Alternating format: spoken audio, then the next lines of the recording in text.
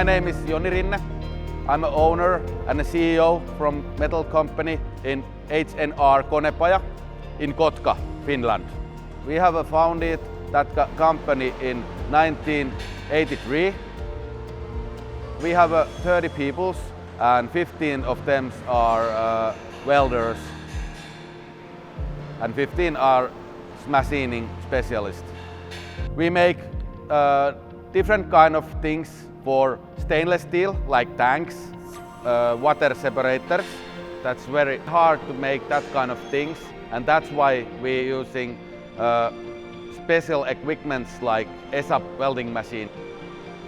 We make few demos for different suppliers, and our welders make the decision because they're using that machines.